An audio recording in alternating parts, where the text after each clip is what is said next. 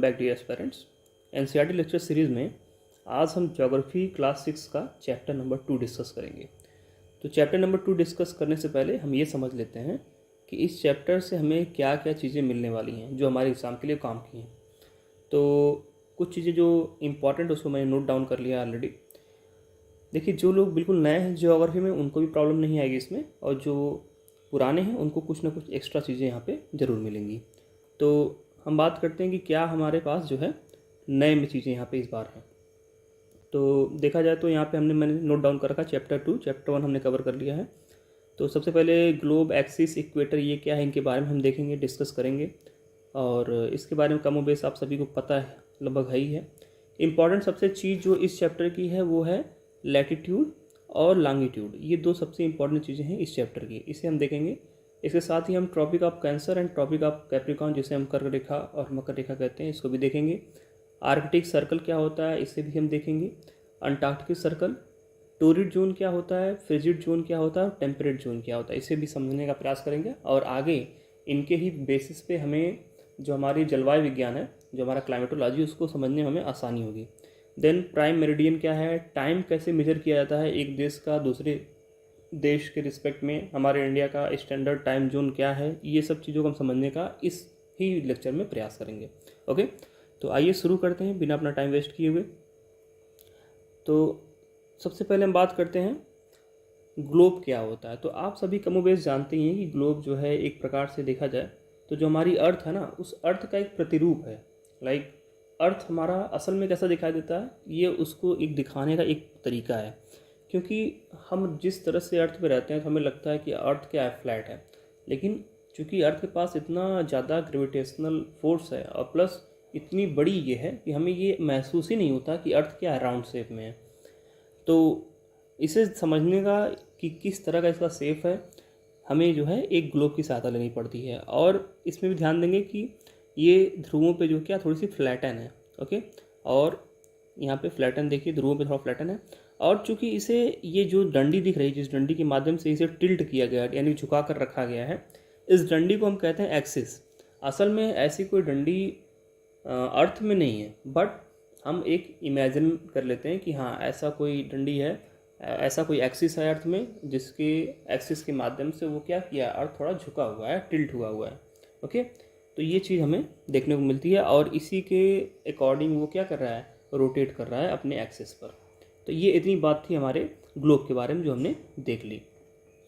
Axis के बारे में भी हमने बात कर ली कि एक इमेजिनरी लाइन है जो कि हमने ग्लोब में तो फिक्स करके रखा हुआ, लेकिन अर्थ में वो इमेजिन कर सकते हैं। और जो इसके साथ ही जो ये ऊपर वाला हिस्सा, इसे हम नॉर्थ पोल कहते हैं, और इस वाले हिस्से को हम क्या कहते हैं, साउथ पोल कहते हैं, यानी उत्तरी ध्रुव और दक्षिणी ध्रुव। ओके, इसके बारे में हमने देख लिया। और इसमें कुछ जानने वाली चीज़ें, जो एक ग्लोब है इसमें और कुछ वैसी कोई जानने वाली चीज़ नहीं है। एक्सिस को हमने देख ही लिया है। बात करते हैं इक्वेटर की। तो देखिए, जैसे अगर हम एक्सिस को, जो हमारा एक्सिस है, उससे अगर हम बिल्कुल मिला दें तो हमें क्या करेगा, वो अर्थ को दो बराबर भागों में बांट देगा। लेकिन वो क्या होगा, वर्टिकल तौर पे होगा।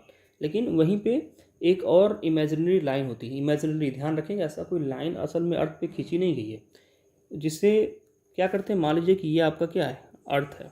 ओके, तो एक इमेजिनरी लाइन ऐसी होती है जो क्या करती है, अर्थ को दो भागों में बांटती है। तो उसे हम कहते हैं, ये देखिए ये दो भागों में बांट दिया इसने, इसे हम कहते हैं इक्वेटर। इक्वेटर, देखिए ये इक्वेटर है। लेकिन ये ऐसे नहीं दिखता है, ये दिखता है कुछ इस प्रकार से, क्योंकि अर्थ जो है अपने एक्सिस पे क्या है, थोड़ी सी टिल्ट है। ये एक्सिस है, अब ये एक्सिस है, तो इक्वेटर कुछ ऐसे दिखेगा आपको, ये दिखेगा आपको इक्वेटर ऐसा। ओके, तो ये इक्वेटर क्या करता है, अर्थ को दो भागों में बांटता है, बराबर दो भागों में। तो जो इसका ऊपर वाला हिस्सा होता है, इसे हम बोलते हैं नॉर्दर्न हेमिस्फीयर, यानी उत्तरी गोलार्ध, नॉर्दर्न हेमिस्फीयर, यहाँ पे लिखा हुआ है नॉर्दर्न हेमिस्फीयर। और जो नीचे वाला हिस्सा, इसे हम बोलते हैं सदर्न हेमिस्फीयर, यानी दक्षिणी गोलार्ध। ओके, तो इक्वेटर क्या करता है, अर्थ को दो बराबर भागों में बांटता है। उस एक को कहते हैं हम उत्तरी जो गोलार्ध है, और दूसरे को हम कहते हैं दक्षिणी गोलार्ध, यानी कि northern hemisphere and southern hemisphere. Okay, तो ये हमने देख लिया ग्लोब के बारे में कि ग्लोब हमें क्या क्या बताता है। अब आइए ग्लोब के बारे में कुछ और चीज़ें हम एक्स्ट्रा देखते हैं। अब बात करते हैं लैटिट्यूड की, बात करते हैं। तो जैसे हमने इक्वेटर देखा ना, इक्वेटर क्या है, एक इमेजिनरी सर्कल लाइन है, सर्कुलर लाइन है जो अर्थ के चारों तरफ जाती है। ओके, और ये बहुत ही इंपॉर्टेंट लाइन है क्योंकि इसके माध्यम से ही आप बाकी जो लैटिट्यूड हैं जिसे हम बोलते हैं अक्षांश, उनकी आप क्या करेंगे, एक तरह से उनको आप समझने का प्रयास करेंगे। लैटिट्यूड्स मतलब अक्षांश। तो अब देखिए ये हमारे पास देखिए एक अर्थ है। ओके, और इसमें आप अगर ध्यान दें तो ये है आपका क्या, इक्वेटर। सॉरी, कलर चेंज कर लेते हैं। तो ये आपका क्या है, इक्वेटर है। ओके, अब इक्वेटर के पैरेलल ही नॉर्थ साइड में, इधर नॉर्थ साइड में, और इक्वेटर के पैरेलल ही साउथ साइड में हम क्या करेंगे, ढेर सारे जो है पैरेलल लैटिट्यूड ऐसे ड्रॉ करते जाते हैं। हमें मतलब 1-1 डिग्री के अंतराल पे हम लेते जाते हैं। जैसे अभी ये 0 डिग्री है, इक्वेटर यहाँ पे क्या है, 0 डिग्री है, तो इसके बाद 1 डिग्री नॉर्थ, 2 डिग्री नॉर्थ, फिर 3 डिग्री नॉर्थ, ऐसे करते हुए आपका 90 डिग्री नॉर्थ तक जाते हैं। और उसी प्रकार से similarly 1 degree south, 2 degree south, ऐसे करते हुए 90 डिग्री साउथ तक जाते हैं, जो कि साउथ पोल पर पहुंच जाता है। तो इसमें खास बात ध्यान रखने वाली ये है कि जो ये सारे लैटिट्यूड हैं ये सभी क्या होते हैं, आपस में पैरेलल होते हैं। ये क्या होते हैं, पैरेलल्स ऑफ लैटिट्यूड, इसे हम पैरेलल, क्योंकि ये कभी भी एक दूसरे को काट नहीं सकते हैं। ओके, और all parallel circles from the equator up to the poles are called parallel latitudes. जो भी इक्वेटर से लेकर के पोल तक यानी कि ध्रुव तक जाते हैं लैटिट्यूड्स, अक्षांश, वो सारे क्या होते हैं, समांतर अक्षांश रेखाएं होती हैं। ओके, और इनका इम्पोर्टेंस क्या है इसे हम अभी आगे समझेंगे। अब देखिए यहाँ पे कहा जाता है कि the equator represents the 0 degree latitude. अभी हमने यहाँ पे देख लिया कि इक्वेटर को क्या कहते हैं, हम 0 डिग्री लैटिट्यूड कहते हैं। और कहते हैं कि since the distance from the equator is either of the pole is 1/4 of a circle round the earth, it will measure 1/4 of 360 degree, that is 90 degree. अब देखिए इधर से अगर देखा जाए, अगर तो ये वाला हिस्सा जब यहाँ तक हम जाएंगे तो ये कितना डिस्टेंस पड़ेगा, ये टोटल देखा जाए तो इस पूरे स्फीयर का ये 1/4 पार्ट है। और स्फीयर का जो पूरा आप जानते हैं कि ये 360 डिग्री का टोटल होता है। ओके, अब अगर इसके 1/4 पार्ट तक के डिस्टेंस को आप कवर करेंगे तो 4 से डिवाइड करेंगे तो कितना आ जाएगा, 90 डिग्री। तो ऊपर 90 डिग्री और नीचे सिमिलरली 90 डिग्री साउथ पोल तक, यानी कि यहाँ ऊपर देखा जाए तो 90 अक्षांश रेखाएं ऊपर आपको दिखाई देंगी इक्वेटर से नॉर्थ पोल तक की तरफ। उसी प्रकार से 90 अक्षांश रेखाएं आपको इक्वेटर से साउथ पोल तक दिखाई देंगी। उसी चीज़ के बारे में यहाँ पे बात की जा रही है। और जो 90 डिग्री नॉर्थ लैटिट्यूड होता है इसे हम कहते हैं नॉर्थ पोल, और जो 90 डिग्री साउथ लैटिट्यूड होता है इसे हम कहते हैं साउथ पोल। ओके, क्योंकि एकदम ये बिल्कुल पॉइंट की तरह हो जाते हैं। उसके बाद आगे आते हैं, all parallel north of the equator are called north latitude, जो हमने देख लिया। और इसी प्रकार से जो इक्वेटर के जो साउथ में हैं उनको हम कहते हैं साउथ लैटिट्यूड। ओके, ये चीज़ें हमने देख ली कि ये आपका जो लैटिट्यूड है ये क्या होता है। और इसमें दरअसल क्या है ना कि कुछ इंपॉर्टेंट लैटिट्यूड हैं, जैसे हमने 0 डिग्री की बात करी, ऐसे ही कुछ और भी लैटिट्यूड हैं जो थोड़े से इम्पोर्टेंस रखते हैं। अब वो कौन कौन से, इसके बारे में आपको समझा देता हूँ। अब ध्यान से इस फिगर को आप देखें। अब इसमें आप देखेंगे तो ये जो आपका क्या है, इक्वेटर है। Okay, 0 degree. जब आप इक्वेटर से नॉर्थ की तरफ जाएंगे और 23.5 डिग्री नॉर्थ यानी कि 23.5 डिग्री नॉर्थ लैटिट्यूड जो है, तो इसे हम कहते हैं ट्रॉपिक ऑफ कैंसर, यानी कि कर्क रेखा कहते हैं। क्या कहते हैं, कर्क रेखा कहते हैं। अब इसके बारे में हम और अच्छे समझेंगे।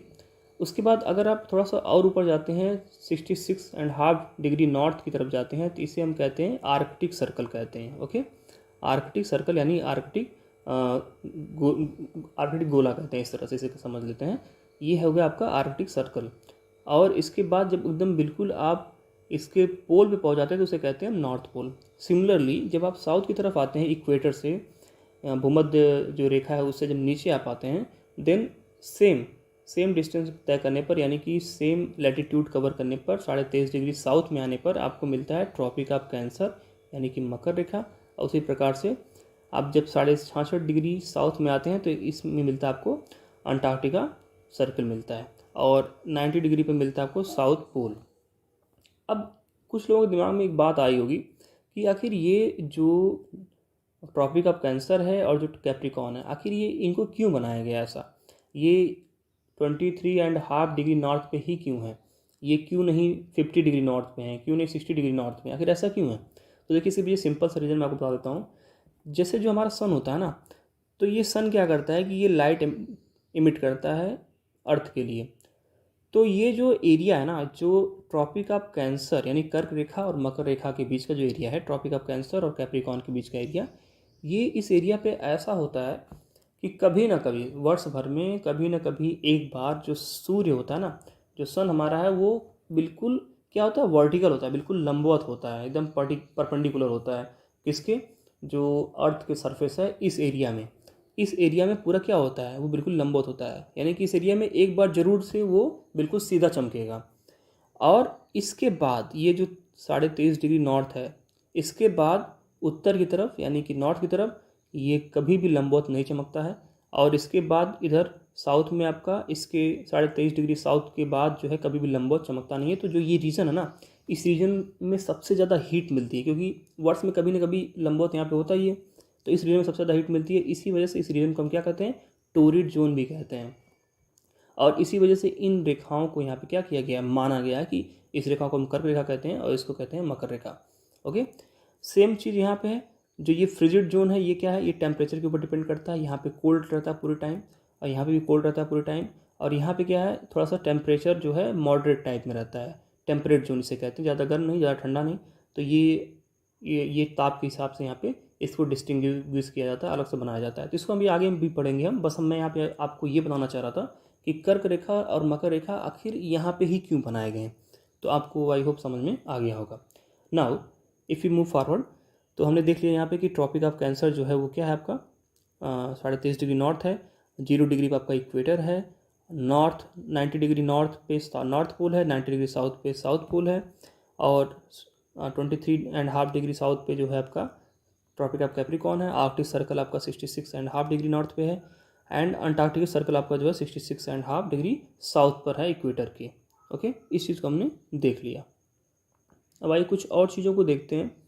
जो हमने बात करी टोरिड जोन की, कि टोरिड जोन आखिर ये है क्यों, क्यों हमें ऐसा ही दिखता है। तो हमने बात करा कि जो सन होता है वो एक बार कभी ना कभी ओवरहेड जरूर आता है। यहाँ लिखा है the mid day sun is exactly overhead at least once a year on all latitudes in between the tropic of cancer and tropic of Capricorn.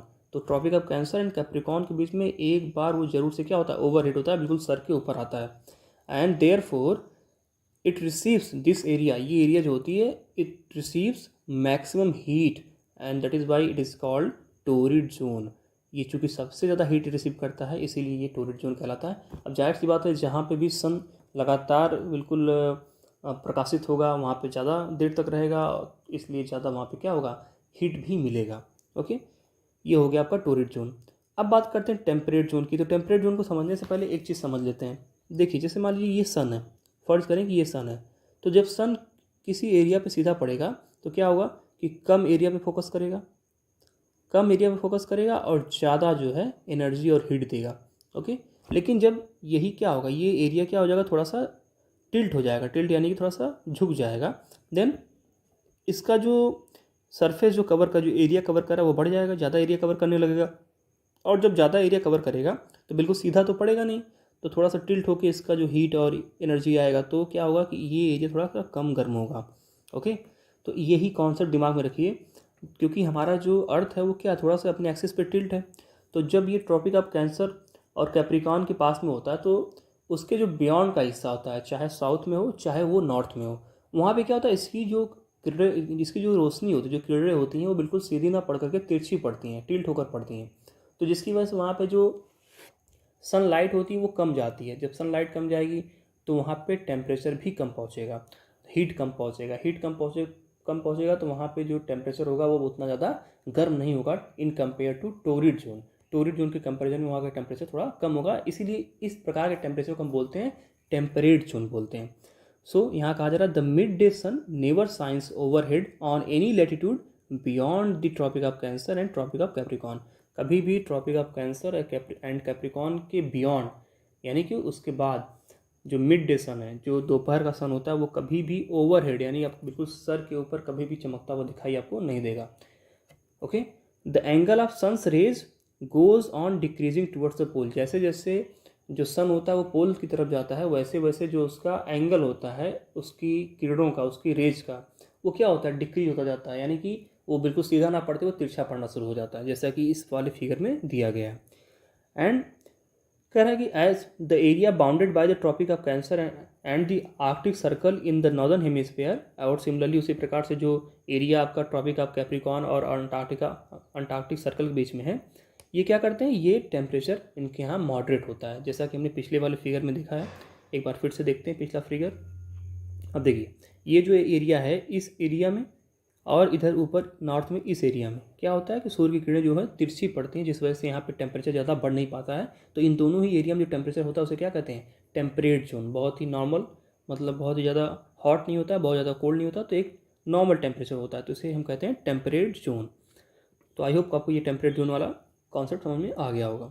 Now the last one बचता है जो हमारा है आर्कटिक सर्कल से लेकर के north pole तक का हिस्सा, और सिमिलरली साउथ में अंटार्कटिक सर्कल से लेकर के साउथ पोल तक का हिस्सा।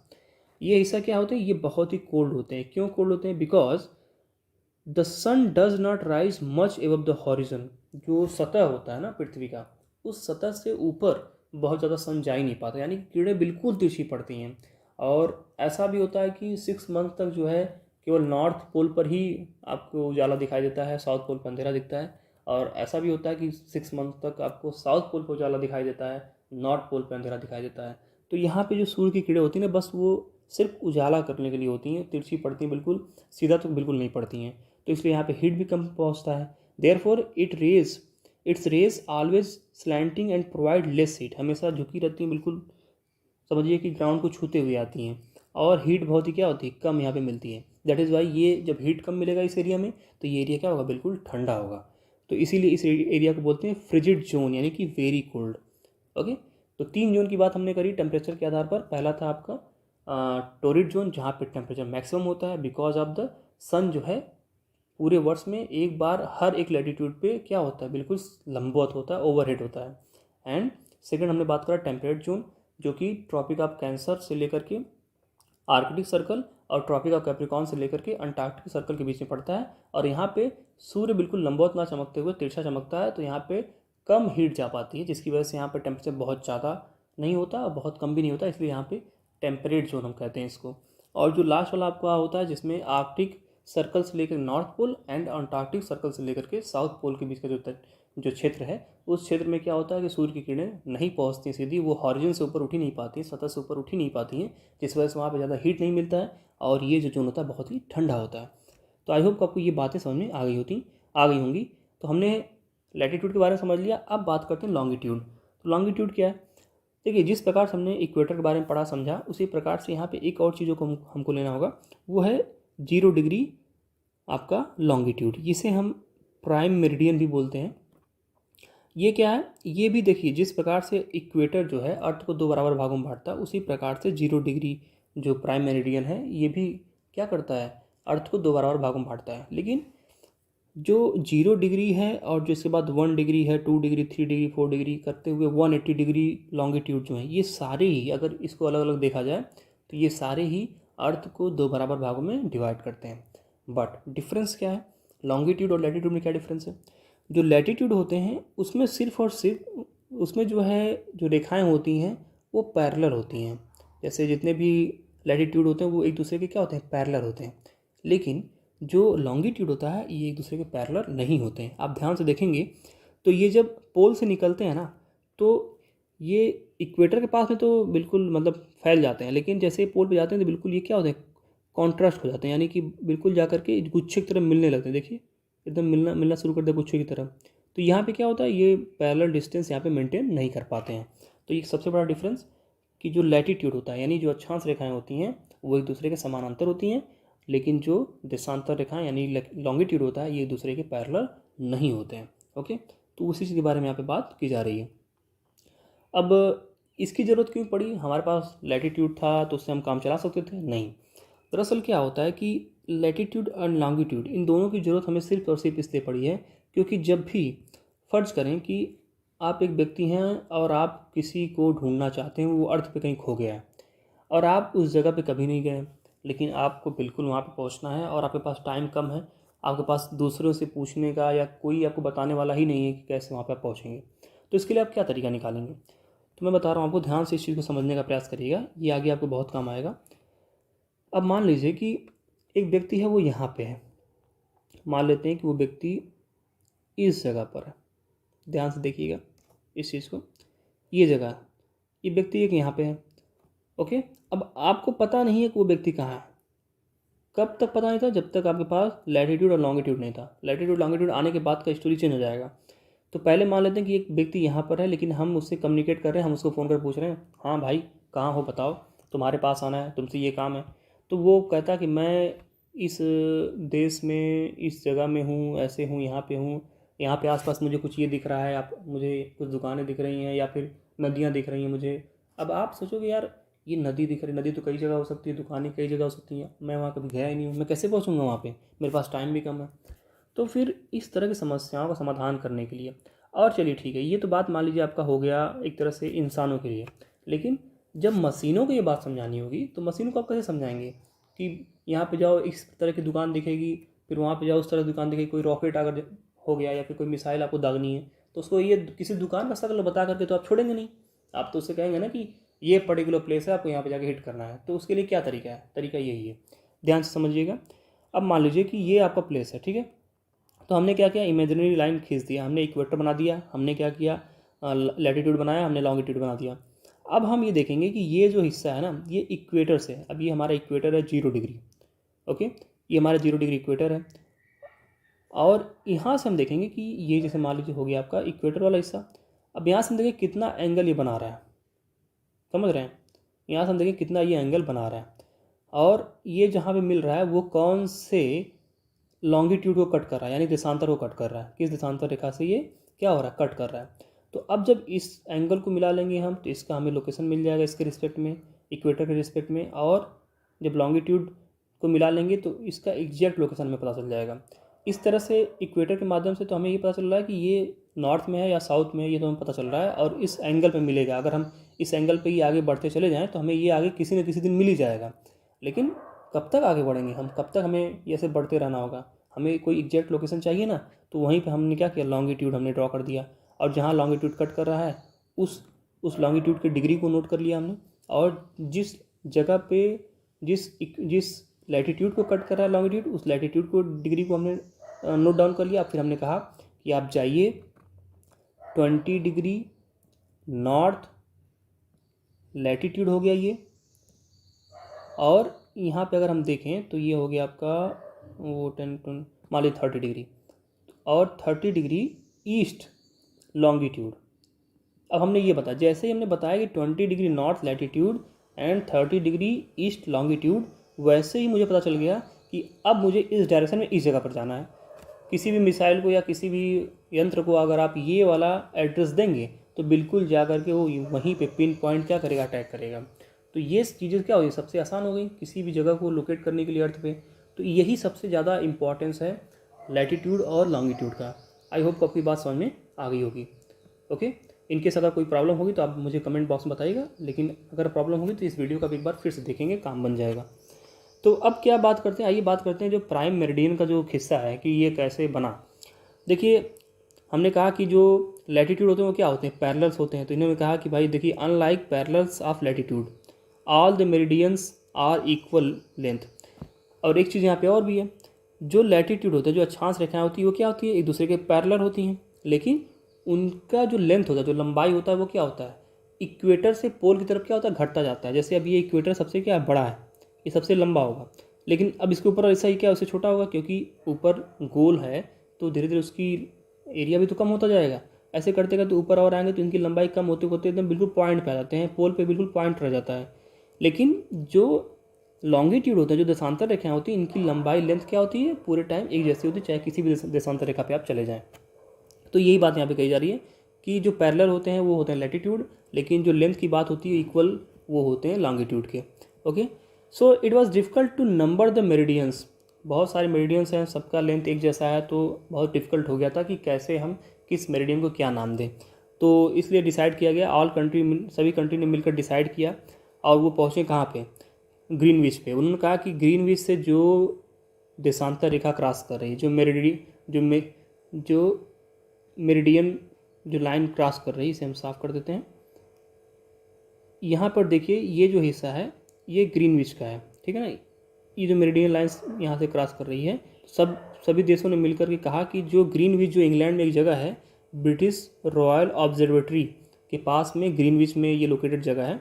मतलब कि ग्रीनविच एक एरिया है वहाँ पे जहाँ पे ब्रिटिश रॉयल ऑब्जर्वेटरी सिचुएटेड है। ओके, तो इससे पास होने वाली जो रेखा है, जो देशांतर रेखा है, इसे क्या मान लिया गया, प्राइम मेरिडियन मान लिया गया।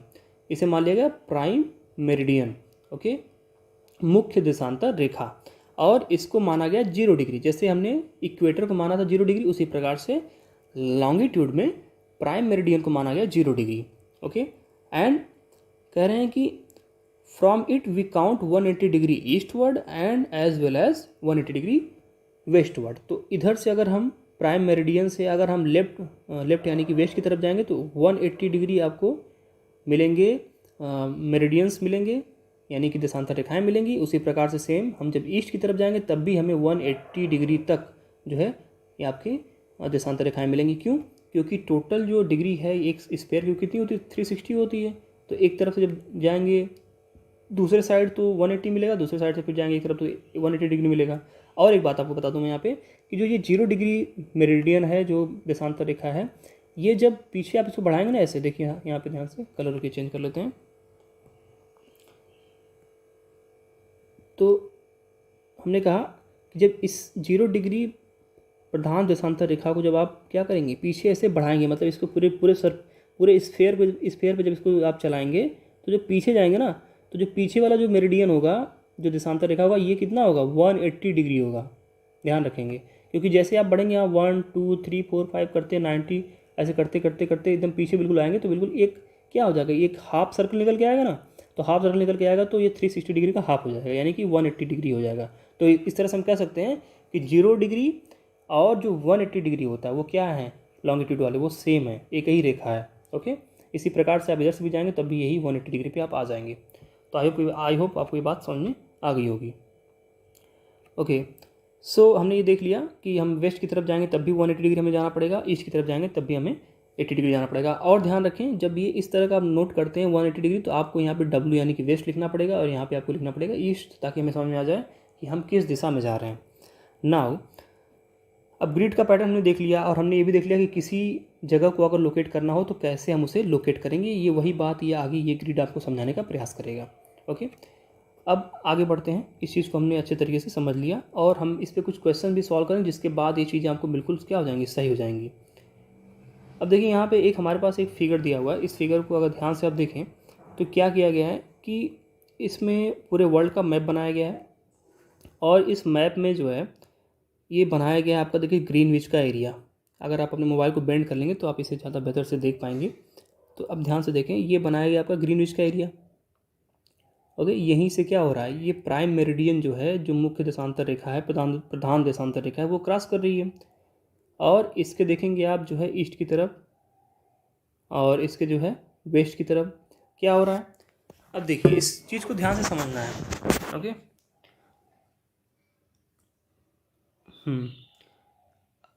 अब देखिए यहाँ से जब हम जाएंगे लेफ़्ट की तरफ, इस हिस्से से जब हम लेफ़्ट की तरफ जाएंगे तो अभी मान लेते हैं कि ये 0 डिग्री पे दोपहर के क्या बजे हैं, 12 बजे। क्या बजे हैं, 12 बजे हैं। तो जब आप इससे इधर जाएंगे तो इस चीज़ को समझने से पहले मैं आपको एक चीज़ और समझा देता हूँ। जैसे मान लीजिए कि आपका जो पूरा जो अर्थ है उसमें कितने हैं हिस्से, 360 डिग्री टोटल हैं।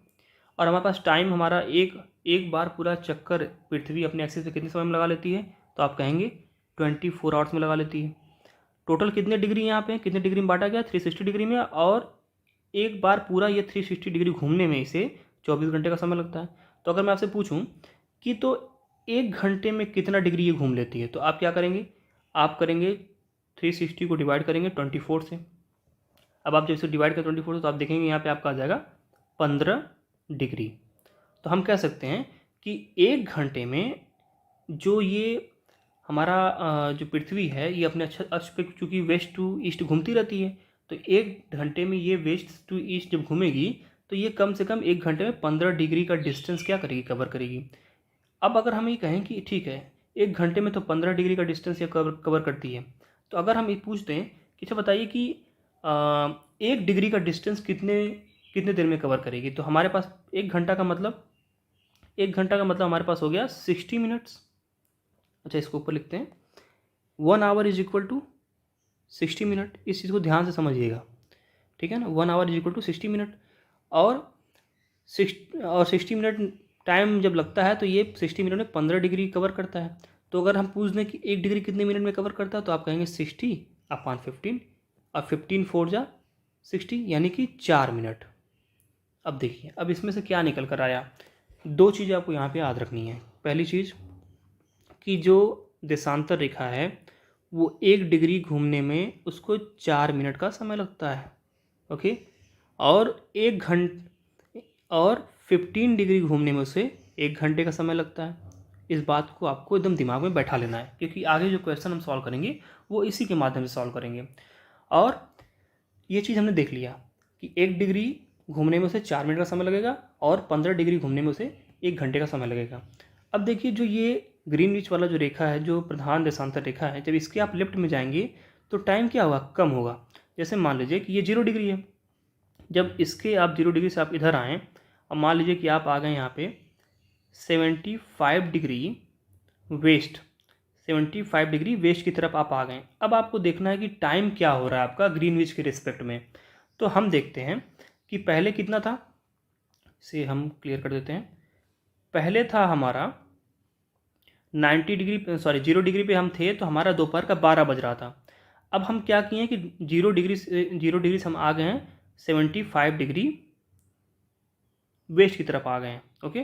तो अब जब ऐसा, तो कितना डिफरेंस होता है हमारे पास, 75 डिग्री वेस्ट की तरफ आए तो हमारे पास डिफरेंस कितना हुआ, तो हम कहेंगे कि ये हमारे पास डिफरेंस हो गया लगभग 75 डिग्री का।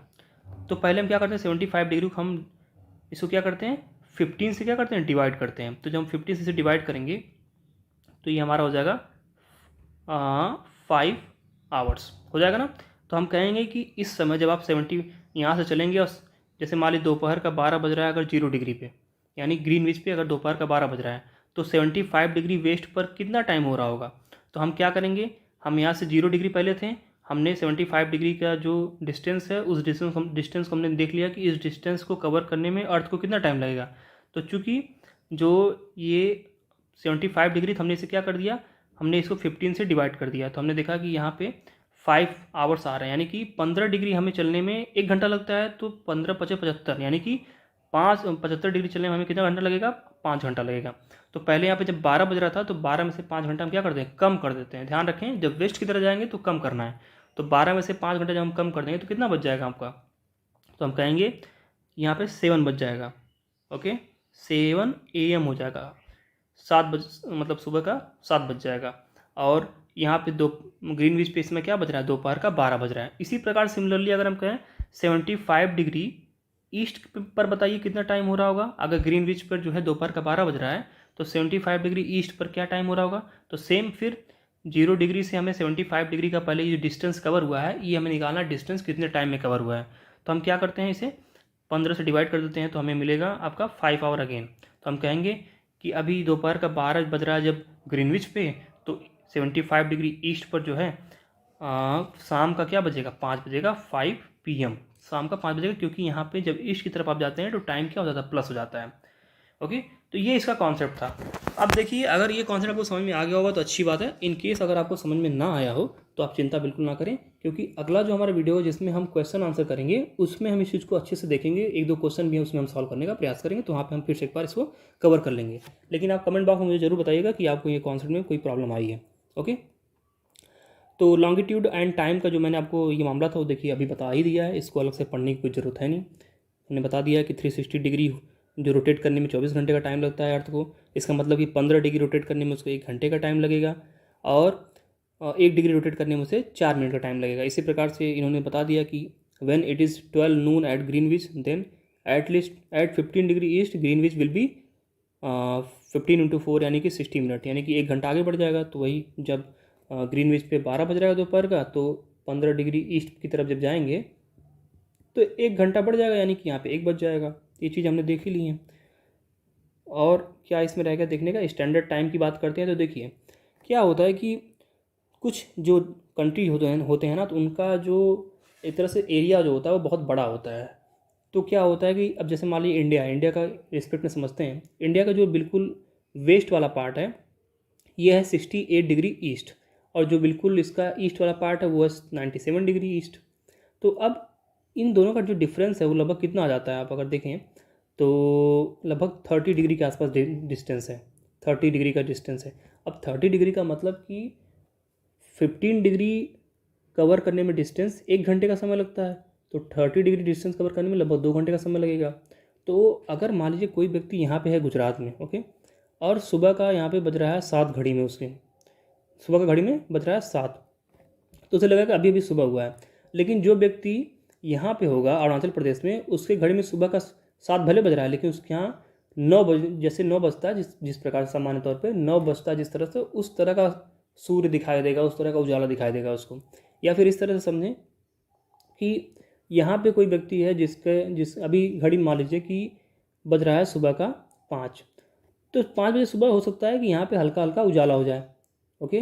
तो ये व्यक्ति उठ जाएगा, अपना काम करना शुरू कर देगा अरुणाचल प्रदेश वाला। लेकिन जो व्यक्ति गुजरात में होगा उसको तो अभी अंधेरा दिखाई दे रहा होगा कि यार बिल्कुल अभी अंधेरा है, अभी तो उजाला हुआ नहीं, तो सोया रहेगा आराम से। तो ये उठेगा 2 घंटे बाद, तब तक ये 2 घंटा कुछ काम आराम से कर लेगा, और 2 घंटा इसको एक्स्ट्रा मिल जाएगा। लेकिन वहीं पे रात में इसको 2 घंटा एक्स्ट्रा मिल जाएगा।